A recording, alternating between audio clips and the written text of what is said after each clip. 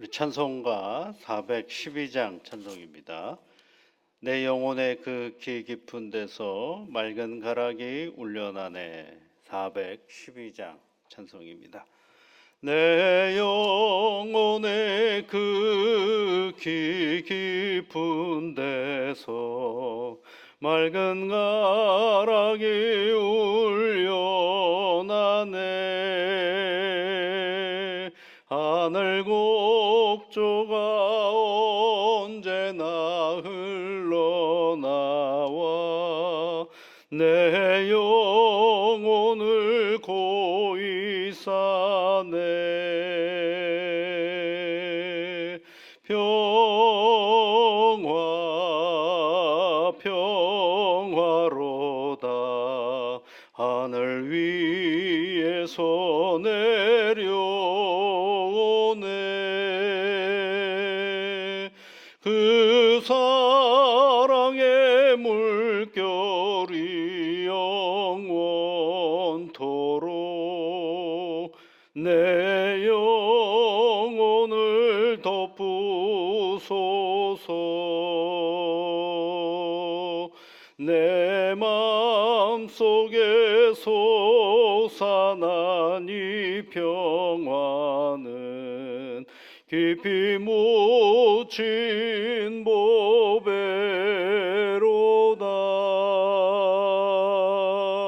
나의 보화를 캐내어 가져갈 자 그 아무도 없으리라.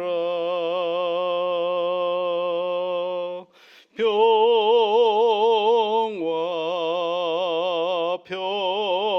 평화로다 하늘 위에서 내려오네.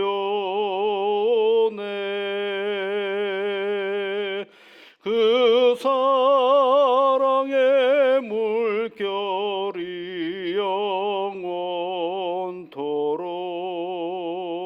내 영혼을 덮으소서.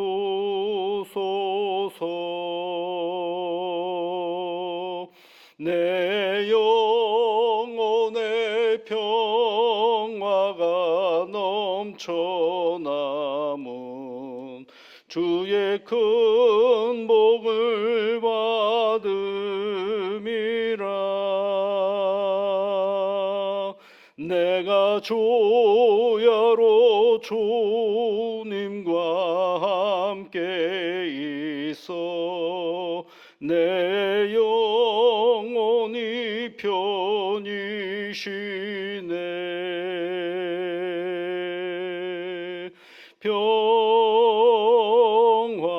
평화 평화로다 하늘 위에서 내려오네.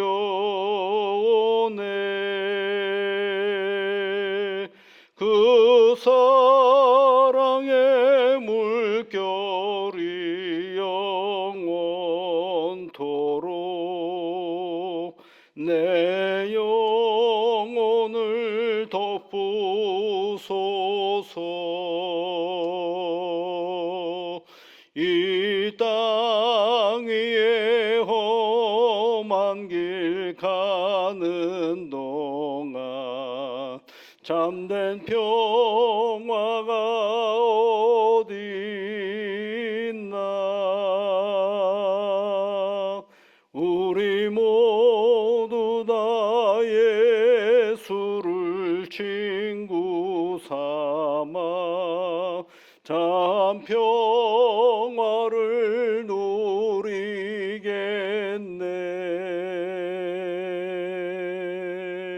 평화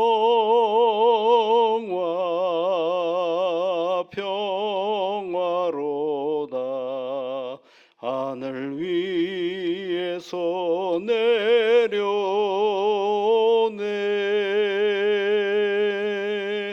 그 사랑의 물결이 영원토록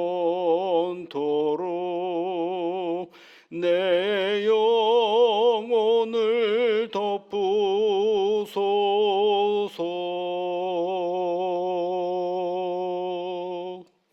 하나님 아버지, 이른 아침에 하나님께 나와 기도하는 시간을 갖게 하여 주셔서 감사를 드립니다. 하나님께 찬송을 불러 드리며 또 귀하게 하나님의 이름을 부르며 기도합니다. 한 사람 한 사람 주의 자녀들을 붙들어 주시사 오늘도 살아계신 하나님과 동행하며 살아갈 때에 나를 이끌어 주시고 나에게 도움이 되시는 하나님을 보고 만나는 복된 시간 되게 인도하여 주옵소서. 이른 아침에 하나님 앞에 간구합니다. 이 나라를 위하여 주께서 여기까지 수많은 사람들의 희생과 헌신 위에 우리가 서 있게 하여 주신 것 감사를 드립니다. 오늘 내가 사는 이 삶의 바탕이 내 것인 양 욕심 부리고 교만하게 살아가지 않게 이끌어 주옵소서. 누군가의 희생 위에 우리가 서 있음을 한순간도 잊어버리지 않게 하시옵소서. 그리하여 하나님 내 삶을 더 겸손하게 여러 사람들과 함께 더불어 살아가는 오늘의 세상인 것을 한순간도 잊어버리지 아니하며 나아가는 복된 새날이 되게 이끌어 주옵소서. 이 나라를 위하여 희생했던 수많은 사람들이 있음을 압니다. 성령 하나님, 남의 나라의 지배를 받았던 경험이 있고 또 전쟁으로 인하여 모든 것이 초토화가 되었던 아픈 경험이 있는 이 민족입니다. 가난했고 힘들었던 시간들이 지나왔던 그런 과거의 역사 속에 있습니다. 그런 것들을 온전히 우리가 거부해가는 것이 아니라 잊어버리는 것이 아니라 오늘의 나의 토대인 것을 잊지 않고 오늘도 내게 맡겨진 삶의 본분들을 잘 감당하며 나아가는 믿음의 사람들이 다 되도록 도와주시옵소서. 우리 구주 예수 그리스도의 이름으로 기도하옵나이다. 아멘. 하나님의 말씀은 히브리서 6장 1절부터 3절까지 말씀입니다. 히브리서 6장 1절부터 3절까지 우리 함께 같이 읽겠습니다. 그러므로 우리가 그리스도의 도의 초보를 버리고 죽은 행실을 회개함과 하나님께 대한 신앙과 세례들과 안수와 죽은 자의 부활과 영원한 심판에 관한 교훈의 터를 다시 닦지 말고 완전한 대로 나아갈지니라. 하나님께서 허락하시면 우리가 이것을 하리라. 아멘. 이게 이제 5장 11절 말씀부터 이어지는 부분입니다. 그런데 오늘 말씀해 보니까 그리스도의 도의 초보를 버리고 이런 표현이 있죠. 이게 5장 12절 말씀에도 보면 하나님의 말씀의 초보에 대하여 이렇게 되어 있습니다. 여기 초보라는 말은 어떤 뜻을 가지고 있느냐 하면 아무것도 모르는 그런 첫 단계 뭐 이런 뜻을 가지고 있는 것이 아니라 헬라어의 의미로는 이제 아르케라는 단어를 쓰는데 이것은 근원을 얘기하는 것입니다. 근본, 근원 이게죠. 옛날 헬라 철학에서는 세상이 어떻게 이루어졌느냐, 세상의 원리와 근본이 뭐냐라고 할 때 어떤 철학자는 세상의 근본은 흙이다, 어떤 사람은 공기다, 어떤 사람은 물이다 이렇게 얘기를 한 것이죠. 그것이 이제 아르케라는 말이 근원이라는 뜻이거든요. 그러니까 기독교의 근원이 뭐냐, 굉장히 중요한 거죠. 기독교의 근원이 뭐냐, 예수님이죠. 예수님이 이 세상에 오셔서 죄사함의 은혜를 주시고 부터 해서 쭉 이루어가는 것들인데 그 근원을 여기서 오늘 2절에 1절에 있는 말씀에 그리스도의 도의 초보를 버리고라고 되어 있죠. 이 버리라는 얘기는 그게 필요가 없다라서 버리는 것이 아니라 여기서 버리다라는 말은 이제 번역이 조금 좀 구체적이지는 않은데 버리다라는 얘기는 그것을 아예 그냥 없는 것처럼 여겨라. 그게 문제가 되지 않는다. 필요가 없다. 그런 뜻을 얘기하는 것이 아니라 거기에 머물러 있지 말라. 그런 뜻을 얘기하는 것입니다. 그리스도의 초보 근원에 머물러 있지는 말아라라는 것이죠. 이게 이제 사람으로 말하면 여러분 어린아이라는 우리가 어린아이 때가 있지 않습니까? 그러면 어떻게 돼요? 어린아이로서의 가지고 있는 여러 가지 것들이 있죠. 근데 그게 이제 성장해 가기 시작하면 그 어린아이 것들을 그대로 가지고 있으면 나중에 어떻게 됩니까? 그럴 때에는 이제 뭐라고 얘기를 하냐면 유치하다라고 얘기를 하는 것입니다. 어린아이 때에 어린아이의 모습을 가지고 있는 걸 가지고 갓난아기한테 넌 참 유치하구나 이렇게 얘기하진 않죠. 그건 그거의 그 근본이거든, 기본이거든요. 그런데 시간이 지나서 초등학교를 가고 중학교를 가고 고등학교를 가고 대학교를 갔는데 아직도 초등학교 1, 2학년 때 어떤 모습을 그대로 가지고 있으면 그다음부터 사람들은 뭐라 그러냐면 애가 왜 이렇게 유치해 이렇게 이야기하는 거죠. 어른들도 마찬가지입니다. 어른들도 그 나이에 걸맞는 무언가를 해내지 않으면 사람들은 뭐라 그래요?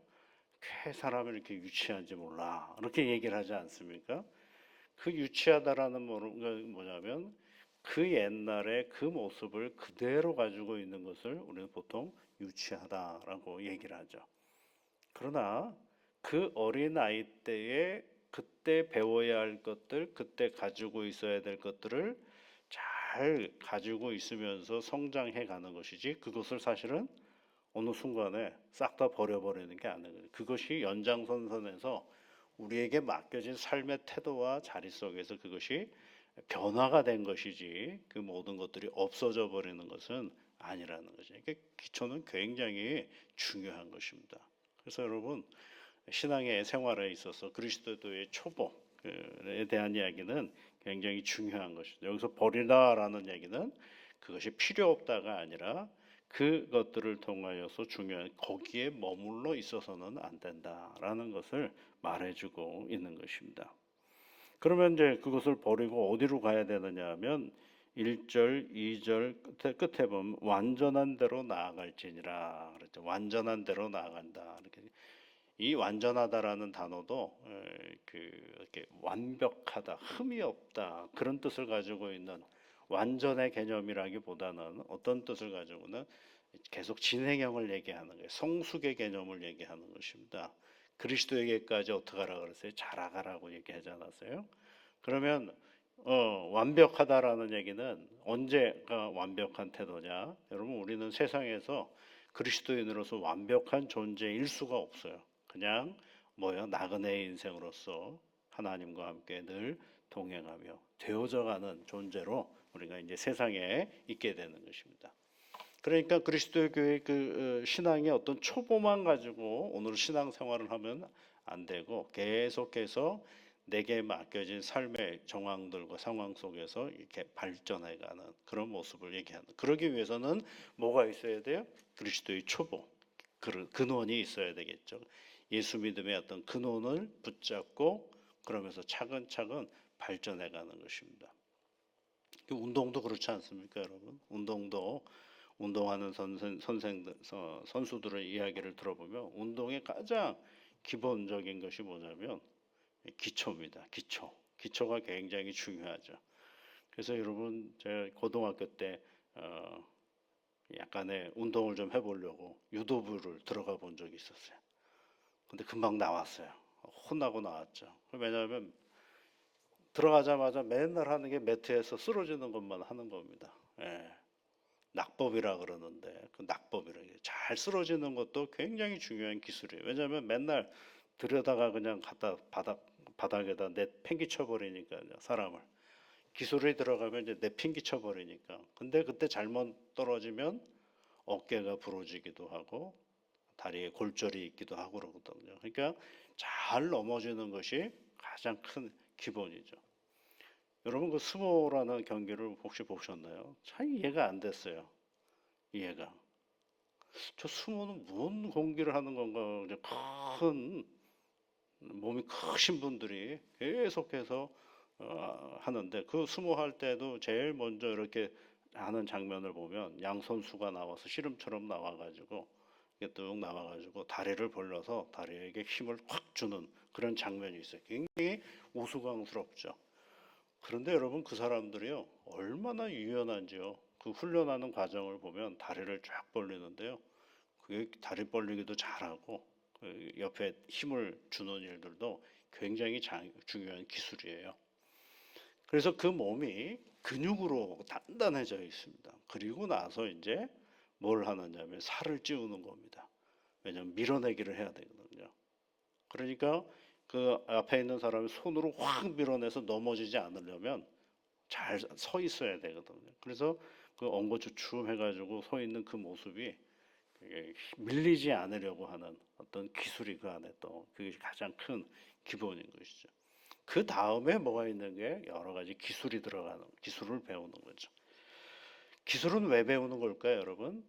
내게 막 다가오는 상황이 다 다르기 때문에 기술이 들어가는 겁니다.